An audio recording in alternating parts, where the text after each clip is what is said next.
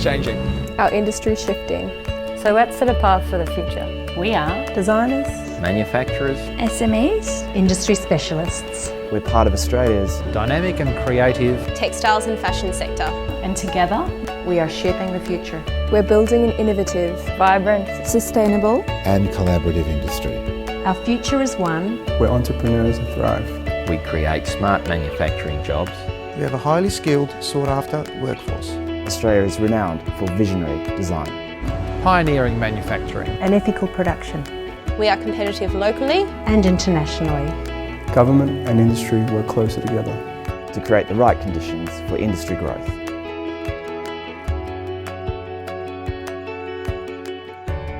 Well, I would say it's probably just not the textile industry, but I would say anyone in manufacturing. I mean, the benefits they bring to Victoria, let alone Australia, is that they employ people. We touch so many different sectors at so many different levels. We're so broad and so diverse that we are really part of, and excuse the pun, the fabric of what we are and who we are and how we want to do business moving forward. Well, the textile industry, apart from being a great employer, it's an employer that requires a reasonably large workforce, and the reality that is fashion is that it's a great way of branding the country. The sector's enormous. It plays a very critical role in, I think, not only global branding for Australia and for Melbourne. Fashion is a little bit like a nucleus, you know, everything sort of is gravitating towards it, around it. It's very special, you know, architecture, interior design. Fashion is a conversation, is a decision everyone makes when they wake up in the morning. Textiles is a unique industry in that it can be operated as a large business or as a small business. And if you look at the history of textiles in Australia, it's been pretty evenly spread between regional areas as well as metropolitan areas. So it provides jobs and opportunities right across the country for small manufacturers, small operators, as well as large manufacturers.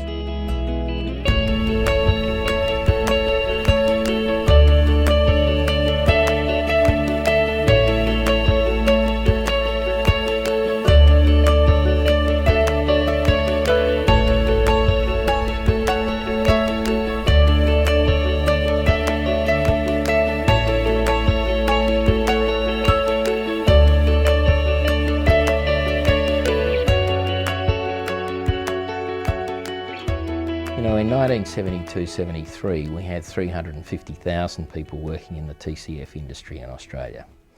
And we had quite a vibrant industry. And in 1974, with change of government coming through, we had a 25% tariff cut. And in our plant in Hobart at the time, we went from 550 people to about 200 people in a space of about 3 or 4 months. And that was probably the start of the decline, I think, in textiles and clothing and footwear in Australia. At one stage, everything that was sold in the area of apparel was made locally, now to a point where hardly any product is made locally. The low cost of imports have really prohibited those companies that have been able to, in the past, manufacture garments in large volumes here in Australia, and that's had a flow-on effect to the large manufacturers of fabrics and dye houses here. There's been a massive trend towards homogenisation. As larger companies come in, they tend to push smaller local designers and independent designers out of the market because they can't compete with their product prices or their product range. When I first began, it was quite important for a lot of people to see that some things were made in Australia. And as time has progressed, a lot of people have let that go and have just really been looking for the cheapest prices, and quality's fallen, and we need to invigorate somehow that patriotism back into our industry so people can care about that, so that we can try and bring stuff back to Australia, which is a good time for it to happen. Today, the industry have 35,000 employees. So we've gone from 350 to 35,000. It's a very exciting and challenging time that we're in at the moment, but what I've now found is that we need to really be concentrating on the capability of the industry, the knowledge that they have, the way that they are using that and sharing that and articulating what they are and how they want to go about doing that. We're pumping out a lot of designers. Okay, there is not a lot of support towards developing a lot of technicians. There's a general shortage in Australia for skilled technicians. Designers can't do anything without technicians to execute the work they need to do. I think the industry needs job-specific training to train for machinists, train for pattern makers, train for sourcing. I've had a few fashion students that's doing work experience with me, and what I found out was their knowledge wasn't up to the industry standard. And we're not just talking about people who are going to be paid $30,000 and $40,000 a year. We are paying between $70,000 and $100,000 a year for a skilled technician. At the end of the day, it's a mix of training delivery methods that is most effective, face-to-face with international experts talking about their experience and how their technology works, all the way through to online self-paced training that operators and people within the office can work through. We need better training and better education when it comes to getting people to turn their skills and their products into a business instead of just looking for jobs, because a lot of them can easily start their own small business. When it comes to operations, supply chain and finance, and attracting the right investors and maybe even the right collaborations internationally, I think these are the pathways that can really help them to become more successful in the future. We need to have more understanding and more exposure to technology, to world's best practices, and we need to learn that in a flexible environment, in a more, if you like, an intense space where we can all come together and learn what we need to know to continually gap fill the knowledge that we need.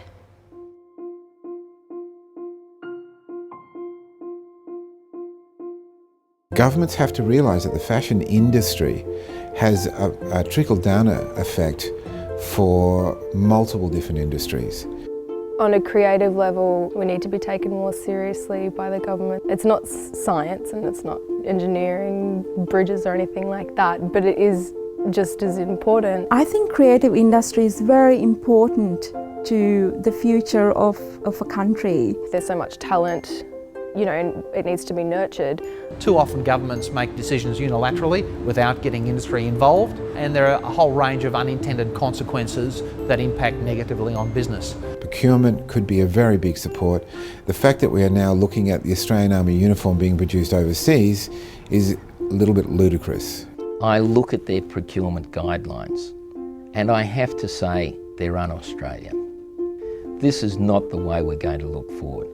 My comment to the government is, make your procurement guidelines transparent. No Australian manufacturer would ever come within cooee of getting a tender up in China.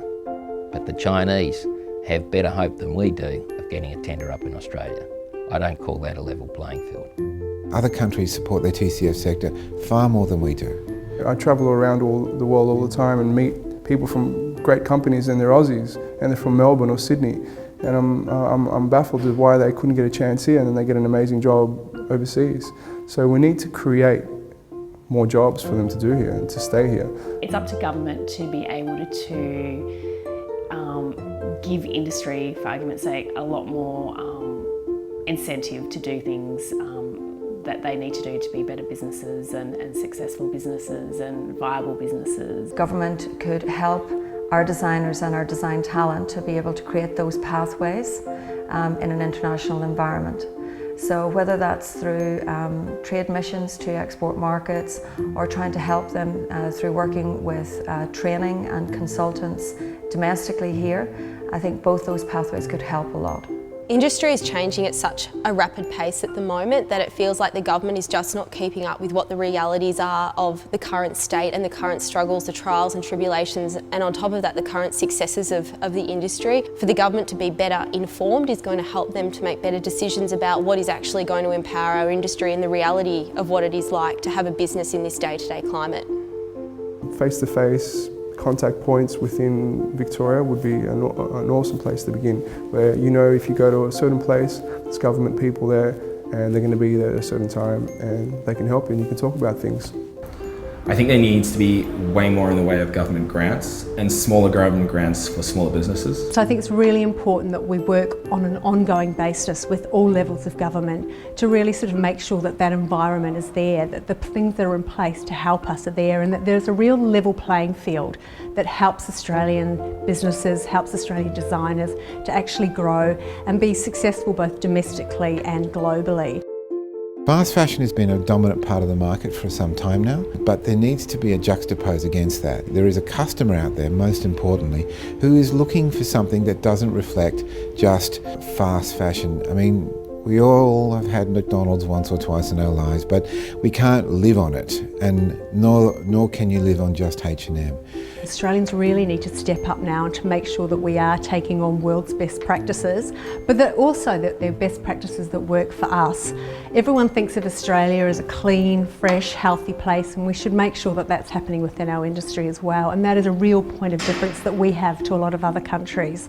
I guess when we're ordering supplies, we try to order locally. When we're manufacturing, we try and keep it all in-house and things like that. So I think it's just being aware of it and trying to do the best that you can is really important. As far as sustainability, it's about looking at what the world has to offer in terms of the latest developments and make sure that we're on par, or if not, make sure we're adopting those best practices. We look at different methods and ways to improve our sustainability. The new thing that we're trying to develop at the moment is taking our previous season stock and turning that into adult wear, into children's wear. So while I can design with good intention, it's about realising or the materialisation of those designs into a product that implements processes that are sustainable or are aware of these issues. We try and use all products where possible that can be recycled. Where we looked at a project of how do we recycle all the wasted product. Now they were turning it into floor matting. So they got my fabrics and through churning it and developed an opportunity to utilise in floor of underlay. It doesn't have to be onerous, it just is a change of thinking, a change of focus, a change of energy, a change of direction that can have a really positive effect on our environment. What I think we need in the industry to make it more sustainable is transparency. I want to know that whenever I walk into a store, like whether it's a department store or some other kind of fashion retailer, I want to know that they've done the right thing. To further support sustainability, if we were able to access a group of mentors that could work within our sector to support companies and coach them through the development of that process would be hugely advantageous, and it's a very valuable opportunity for many businesses to pursue that.